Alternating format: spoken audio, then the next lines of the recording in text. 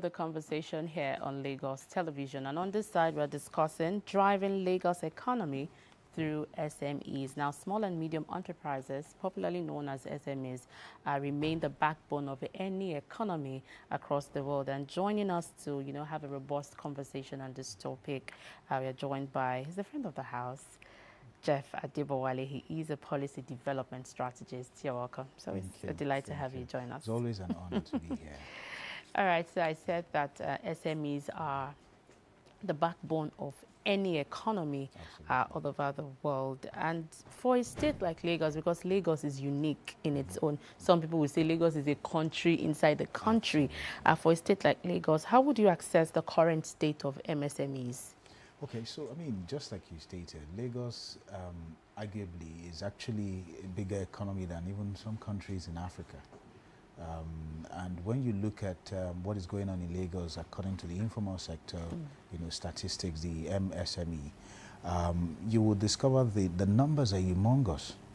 We don't have a problem of entrepreneurship or the entrepreneurial spirit. The problem we have is much more dynamic. There are about 41 million MSMEs in Nigeria, according to SMEDEM, over 41 million. More than half of that reside in Lagos. So if you talk about the hub of MSMEs, you would definitely be talking about Lagos. And you would discover that these particular sector of the economy contribute more than 50% of the GDP. And so if you look at how much Lagos then contributes to the federal purse, and of course the internal revenue generation that happens in Lagos, you will discover, of course, that the numbers are very peculiar and very interesting. There are just challenges. There are challenges that, is holding that sector from full expression. We'll get to that part, challenges, but again, let's look at some of the sectors that have great potential. Because MSMEs, I was just thinking to myself, has now gone beyond Sikira selling something or having a shop, Absolutely. Even content creation now. Yes. So let's look at some of the sectors that have great potential. Okay, so I mean, let's take it from the content creation side. We have arguably almost all the big content creators in Lagos. And they are doing massive, revenue on YouTube, on Instagram, on TikTok, and some other platforms that I don't even know anything about. Again, I'm not sorry, but I don't know anything, about the streaming platforms. So you talk about the likes of, the name that comes very easily will be Pella. What's the name of this other dude? I think he's even Ghanaian by birth or something. He makes noise a lot, so I don't sort of follow. You have such people. Sadly enough, I was looking for Brashagi, and I was like, I've not seen his content for a while, because the last time, but I think the last time I heard about him was that he was somewhere around Otta and he was shooting, and maybe they had an altercation of some sort, maybe he was shot. So I don't know the full story, whether, that's true. But of course, that's one other guy who, of course, reside in Lagos. Then you talk about Kiki, you talk about this Omobado, this, lady. I think she's even promoting a movie currently. And so you have those diverse, number of young talent. Awa, yes, my Jebu sister from Ikorodu. I think she's from Ikorodu. I can't remember. I think she's from there. She's somewhere around Bagada as well. So, you have those diverse number of people doing humongously well when it comes to content creation, and of course the understanding around the dynamics, nature of what they do. It's not just one size. They're not just tailored in one direction. It's not just about jokes and funny stuff, but real stuff. And I like the hours content a lot, because there's a lot of real engagement with our ranting. On social media almost on a daily basis. So you have that class of people generating a lot of what I would easily call FDIs, a lot of inflows, because they earn in dollars.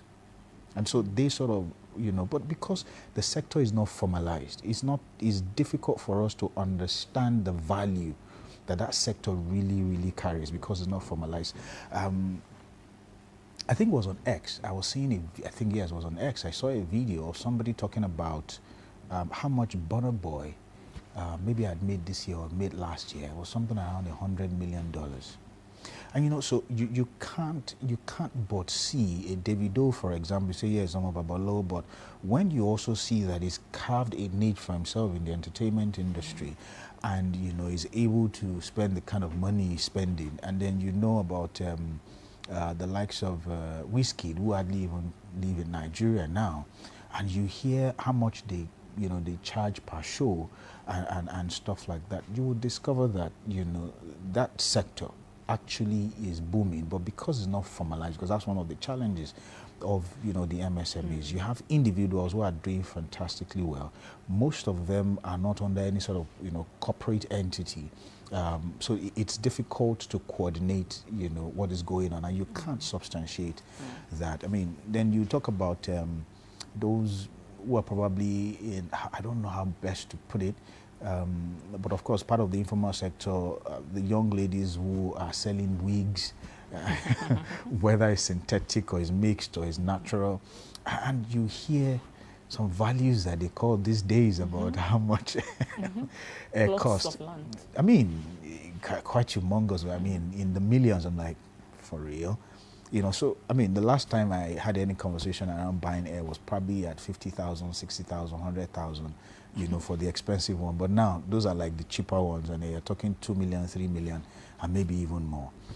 So you look at that sector as well. Many of the people who are in that sort of fashion and lifestyle are also there doing what they are doing, but hardly do you see some sort of formal engagement. And of course, as we always call it, as an informal sector, and it's so big and humongous. And then you have transport and logistics and many other sectors that everybody's doing what they're doing. Everybody's just creating his own economy. And I'd like to just make a quick joke.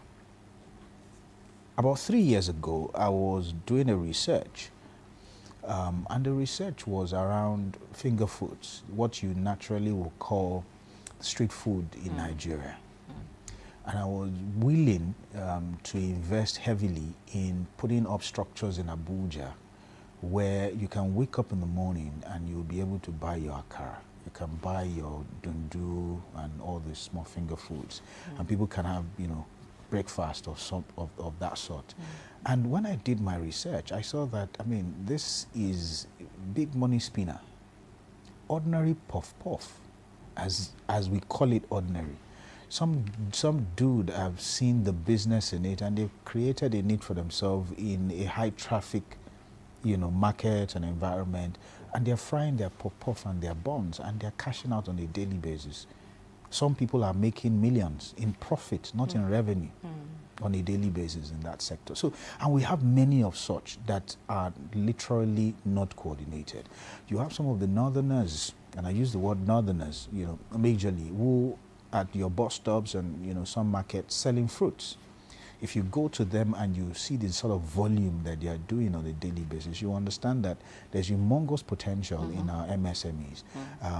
But because they are not properly coordinated, they are not properly structured, we lose out in it, as the potential of what it can do in itself. And so we need, again, when we get to that point, I mean, we'll start talking about solutions and how. So let's just get into the challenges, because I really like that you touched on the entertainment, creative industry, fashion, beauty, transport, logistics, and food. And and food, even yes. the first lady was dragged because she talked about. That's why I said I want to make a joke.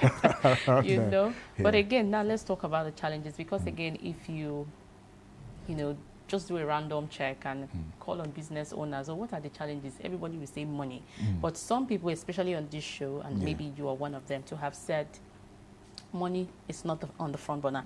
Money is not a challenge if you want to start a business. And so let's go into challenges of SMEs. So I'll agree with you that money is not the challenge, but arguably that is still one of the causes of failures, because it's not about the startup capital that is the challenge. A lot of the time people say, I cannot start my business because they're looking for big money. No, you don't need that big money to start. You need to have a proper foundation of what you want to do, which, like I said, do a research. So if I say that for the last 3 years, I've been researching that sector, it means that I will still get into it, but I need to be certain that there's a gap in the market. I need to test that gap, and be certain that that gap does exist. And of course, yes, don't stay as long as I'm staying, right? For you to be able to plunge into it. The reason why I'm taking this long, for example, doing that, is because I have other things I'm doing. But of course, a young person, and again, like I always would do, look at the people in the studio, and then I see a lot of young people behind the cameras. If you have a dream, don't wait for long. All you just need to do is go out there and do your research. As basic as asking ChatGPT, Claude, or even Google, some certain basic questions will help you to understand the sort of the foundational data that is available for you to know, okay, this is what you want to do. Then you will discover that your startup capital might not be more than 10,000 or even less. Actually, some is zero capital you need to start, because what you need to start might just be friends and family, because it doesn't necessarily mean you need a lot of money. But however, the SME sector, finance is one of the key issues. And the finance is the fact that you need finance for sustainability. So when you start and you're getting to the point where you need to scale, Nigeria as a whole does not have a system that helps with sort of SME capitals, single digit loans and finance that helps SMEs to grow and scale. So you will find out that there are many ideas, there are many things people are doing, but they find it difficult to get that next set of capital to move them to the next phase, because statistically many businesses die within the first year, and most of Nigerian business, about 75% of the MSMEs, die within 5 years. My business was going to die some years ago. In fact, it wasn't even up to 5 years. But what happened was that the grace of God, and I attribute this to God, not to myself, because the first point of call was I had an engagement in a business that made me lose 100 million. And then that became a major problem, and it became a legal issue for the next 6 years, until finally God helped me to just sort of go out of the entire murky waters to then become stable back again.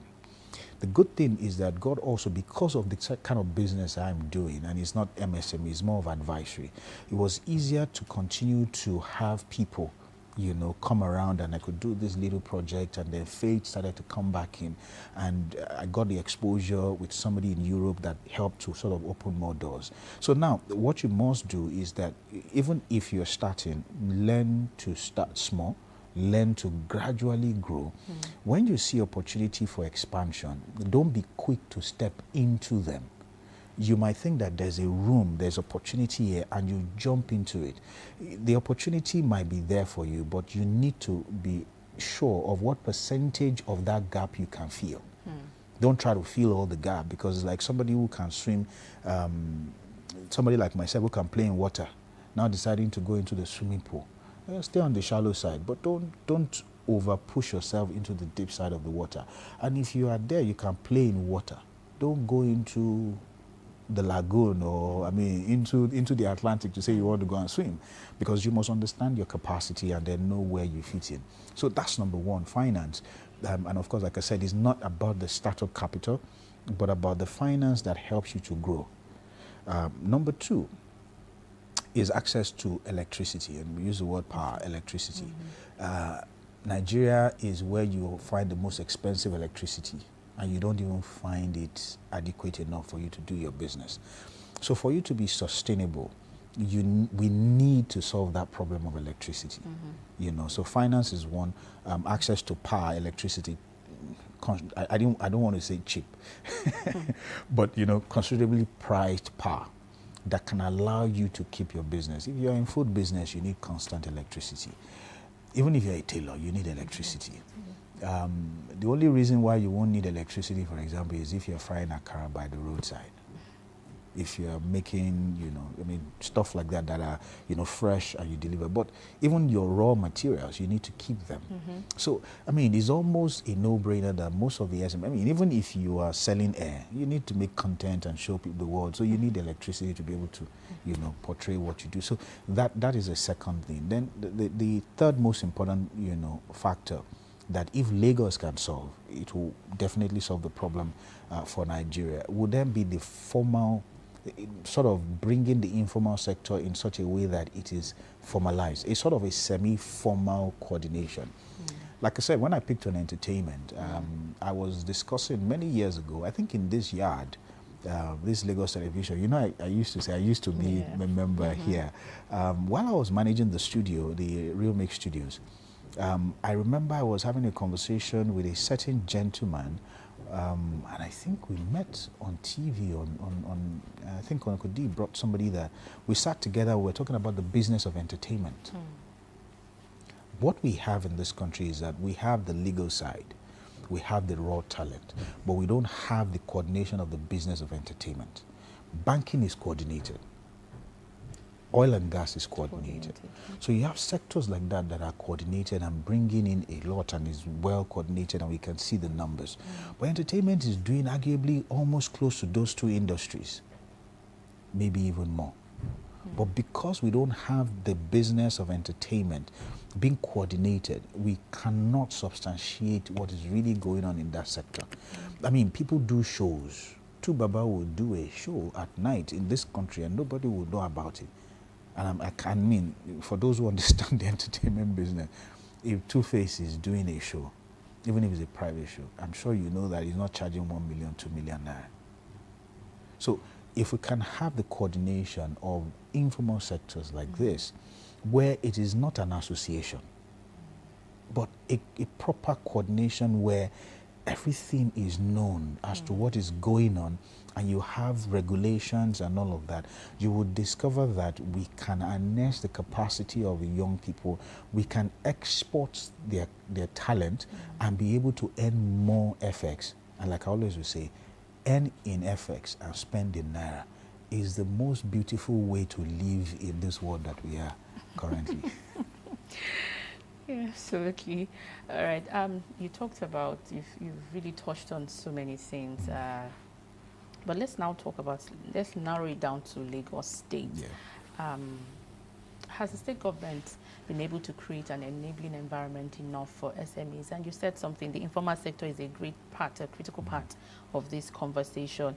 I know the state government has come up with intervention programs, upskilling, empowerment programs and all.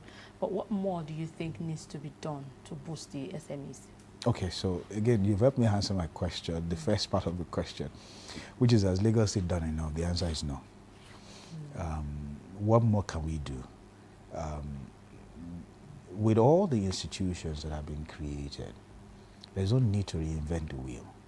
Actually, I will argue that we need to look inward and do a current position assessment of all of those entities and ask ourselves the critical questions. Are they really, really answering the questions? And so let us do some level of reforms, first of all, before we start to engage the public. And if we can have that proper coordination within those agencies and possibly collapse it into one, or maybe two or three, rather than having multiple, then we can now say from that same seat, whoever is sitting in there can now begin to step out to create. So you say, okay, if you are in the informal sector in Lagos, we need to know the number of people who are in Lagos who are doing business. Have a robust database. If we have, no problem. I mean, I'm not in any of the agencies, so I don't know whether we have it all covered up, if we have it all captured. But there has to be a drive to capture the sectors, right? And then call the necessary stakeholders. If you talk about content creators, I don't think there's anything wrong if the state is having sit down with the content creators in Lagos State, for example, and having conversations with them. What are you doing? This is what we see you are doing. What can we help you to do better at, so that, you know, what you're doing can continue to make sense? And how do you then coordinate all of those conversations to the point where the issue of finance, for example, I mean, like I said, I've stated three. I mean, there are more, but of course, if we focus on those three things, finance, how do we then work with the likes of, let me not mention names so that it's not like as if I'm selling them, the fintechs and possibly the microfinance banks. We don't need the commercial banks. We don't, I mean, except any of the commercial banks decides to want to jump in. But if you focus on the microfinance bank and the fintechs, to help create a pool of some sort of investment funds for these MSMEs to be able to not do the next trader, whatever, and all those things that they are questionable as to whether you're giving 10,000, 20,000 to market people.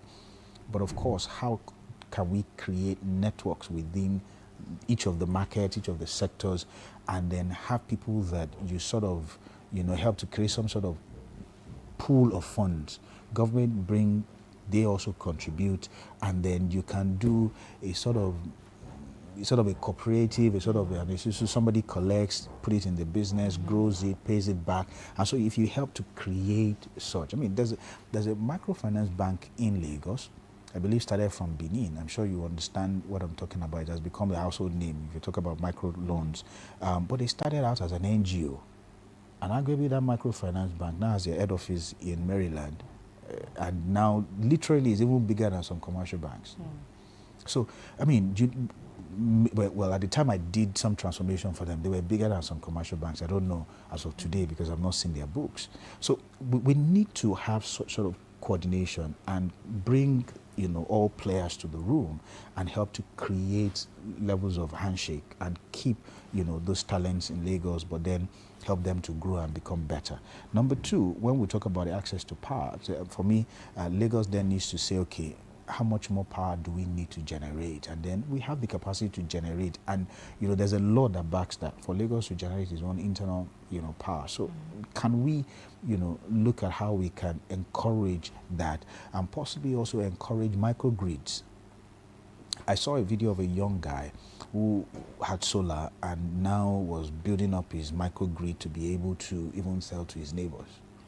So, there's a way we can sort of coordinate those conversations and bring in those who are in that alternative power sector to create a solution that will be backed and securitized by the state, for people to be able to have access, maybe through solar or other alternative energy. And of course, like I said, in that coordination, the state helps to coordinate the conversations and sort of help to back it up with the state capacity, to provide funding and possibly counterpart funds that helps to, inject more capital to grow these entrepreneurs. Like I said, we have a lot of people who have ideas, but they only fail within 1 to 5 years because of those issues. Yeah, I really like that you highlighted some of the mistakes that early starters make, and you have pointed out what should be avoided. Let's talk about women owning businesses.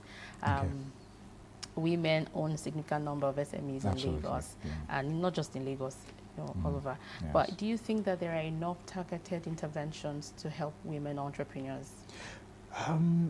Enough would look like as if we're saying, yes, we have more than enough, but there's nothing that is enough if we still have, there are significant amount of conversations going on.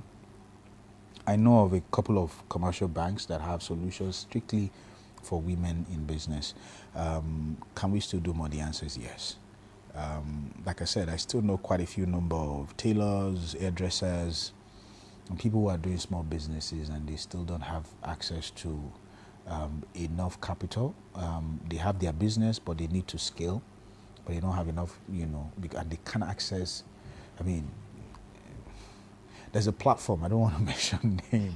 There's a platform that if you go, you can, yes, borrow about up to 500,000, right? But when they give you 100,000, you're paying back almost 200,000 in 1 month. So, how do you sustain that? So it's only when people are so pressed to the point of they cannot lose the business that it takes such finance. But if we can have more solutions that helps to sort of bridge that gap, we will discover that young people will be able to do more, most especially women. And of course, when you don't have access to electricity and you have to buy fuel at over 1,000, the job will slow down. You won't be able to achieve more. The story can go on and on and on. Let's talk about technology, how it has also helped in transforming the SME business sector. Yes. Okay, so if we talk about technology, we'll find most of our young people, Gen Zs and the likes, who are tech bros and techies, The interesting thing is that some fitness center have used I've been very smart enough to see a gap, you know, and they've decided to plug in it. And you will see, again, like I said, I don't want to be mentioning brand names. You see one of them, you know, spreading all over the country. I mean, all over Lagos, you will drive some few. They're like the redeem of, you know, fitness centers right now. So we must understand that, you know, technology is the future of humanity. Whether we like it or not, some jobs will cease to exist from 2030. No. It's a conversation that is we in Nigeria that because we're not doing enough research, it's a conversation that AI is going to take over most jobs. Whether it will succeed or not, the new world order is already in play. I'm very careful in mentioning some things so that the algorithm doesn't pick those things up. But I've said it. The new world order is already in play. And so in 2030, and I would advise everyone who is watching me today and everyone behind the camera, just go on Google and search New World Order or do Agenda 2030. Let us do some basic research. And you will discover that there is a conversation that the world is going to change significantly in 2030. And it's going to be more technology. So are we positioned for that? That's the question, the big question. Yes, we're doing very much we're doing in digital marketing, content creation, development, you know, whether mobile or web and all of that, cybersecurity and the likes, data analysis and all. I'm a data analyst. That's why the fact I've been in consulting for many years. I think about 2 years ago, I still went on training for months on data analysis and got my certificate. And I still want to do more. But of course, if we understand what is coming and in code what you call the future, which we're already living in, as we understand it properly, we will discover that a lot of us, despite the fact that we're here, you know, these days you can't even differentiate between fake and real videos anymore. So we can be having in code this conversation live in the studio, and I think in some years we don't have to sit down in the studio like this casting news. I think many of the TV stations will be driven by AI. And many of what we see online will be driven by AI. The major thing is just tell the news, and you know, people are already having, you know, sales drive for 24 hours, and it's just purely AI selling things, and you would think there are people behind the camera selling, but it's just purely AI. So technology is the way to go. We have not tapped into it yet. There's a lot more we still need to do when it comes to technology and technological advancement. Just as we begin to wrap up now, where do you see the future of SMEs in Lagos, let's say in the next 5 years? I think what we need in Lagos when it comes to the future of SME is a true leader who understands the magnitude of the market and sees how to tap into that potential. A leader who understands some basic economics.